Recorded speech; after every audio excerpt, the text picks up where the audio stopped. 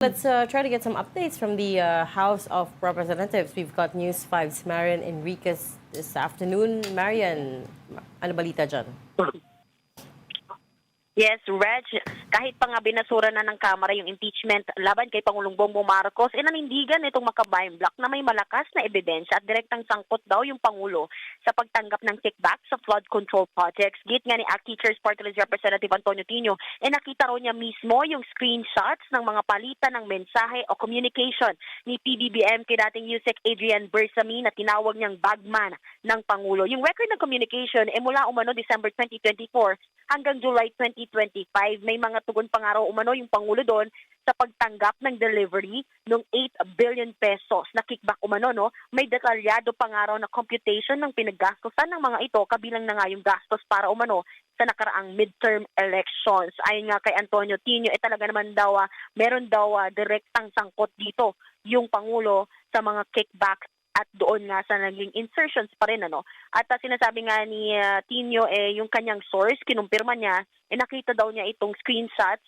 kay Batangas Representative Leandro Leviste. Kinumpirma rin ni Caloocan Representative Ege Erice na pinakita nga sa kanya ni Leviste yung kopya ng komunikasyon. Pero nang hingin natin, kanina nga yung kopya nito kay Tino, sabi niya, kay Leviste na lang daw ito hingin. So, actually kanina din, meron din nga social media post itong si Leviste at sinabi nga niya na kinumpirma na nga lang niya na tinatanong sa mga nagtatanong daw kung may ebidensya, i-refer na lang daw doon sa mga statements ni Tino. So, may truan din at sinasabi nga niya doon sa huli pa niyang mensahe sa amin media, meron siya kasing sinabi doon na lalabas daw niya yung mga ebidensya sa kickbacks sa quote, tamang panahon. So, tinanong natin, kailan ba yung tamang panahon? Sagot ni Leviste, yung tamang panahon daw, darating kapag may alam na, yung may mga alam tungkol sa mga maanumalyang DPWH projects at kung sino yung nakatanggap ng kickbacks ay handa nang magsalita. At mangyayari lang daw ito kung ramdam nila na susuportahan at poprotektahan sila ng taong bayan kapag ibahagi nila ang katotohanan. Kaya naman hinaman din ng Makabayan Block yung Ombudsman at yung Kongreso na imbestigahan nga itong umano yung mga ebidensya ng kickbacks at bit nila dapat managot ang lahat ng sangkot mula sa baba hanggang tuktok. Yan muna. Ang latest. Dito sa camera, balik sa inyo. Man, how do you authenticate a screenshot or an alleged screenshot? Hindi, ginawa yan dati Exactly, ni our question. Bryce Hernandez Siya mismo ang kumuha ng picture. O siya mismo yung kumuha nag-screenshot, 'di ba? Siya mismo nagkumuha. Kaya siya mismo ang nag-testify na siya ang kumuha. Dito kasi parang sinabi ni Tino na sinabi ni Leviste na may nagsabi ko ilang patong ilang pasa. So yun ang problema. Kay Bryce Hernandez kasi siya lang Ako ang kumuha. Exactly. Ito yung sinabi. Kay Joel Villanueva yata yun. Ito yung screenshot. I get what Ronald Saka bakit means hindi ilabas? Kasi kung Bakit hindi ilabas? kung Diba? ikaw yung Kung nagrereklamo ka, Exactly, bakit our nyo tinapon question. yung impeachment complaint? Hindi nyo man lang inimbestigahan. Di ilabas nyo yung di ba, smoking gun. Correct.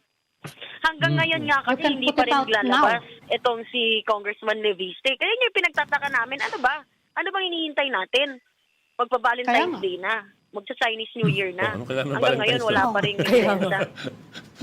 But you were saying kanina, Dalawa ka mo kayo nag-claim na may ganyan. Bakit di nyo ilabas? Ano kung totoo yan, ang naglabas niyan ay si Adrian Bersamin. Oh. Hindi naman pwedeng si BBM ang naglabas. Oo nga. So, malamang- Dalawang tao lang yun Dalawang Yeah, tao yeah. lang yan. So malamang si but Adrian Bersamin you're ang looking at naglabas. several levels. ipatawag nyo si Bryce. Adrian wait. Bersamin. Okay, isa-isa lang. You need Okay, to look Ed. at it at several levels. Number one, the guy who allegedly took the screenshot has to affirm and authenticate that it Correct. was a screenshot that he took Yeah. of his conversation. Number two, he has to be able, I suppose, to prove na that conversation is authentic and that he didn't just make it up. I mean, that he didn't just Pwede mo do naman gawin Photoshop. yun, Even if you claim that it is your screenshot of your own phone, It still needs to be Authenticate. verified by data. like for By the example, metadata. Metadata or the provider. Hindi naman yata, you mean the cellular provider? I don't think they'll be Yeah. able to access it because Okay. that's that's data privacy na But there's ways to check it. In the same way that you can check a photo if it's legitimate, right? You can do a reverse image search You can check the bilis-bilis metadata. niyan. So, in the same way that you can probably authenticate a screenshot, although I've never done it myself. Pero yun nga, there are ways to trace it. Kasi otherwise, medyo madali mag-cut and paste. Or ask Yeah. AI to generate one, di ba? Na screenshot. Not to say that that's the case, pero yun nga, it's quite easy to do that.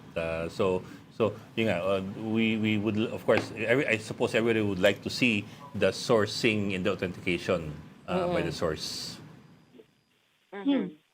Okay. We'll let you go. Thank you so much for that update. That was News 5's House correspondent Marian Enriquez.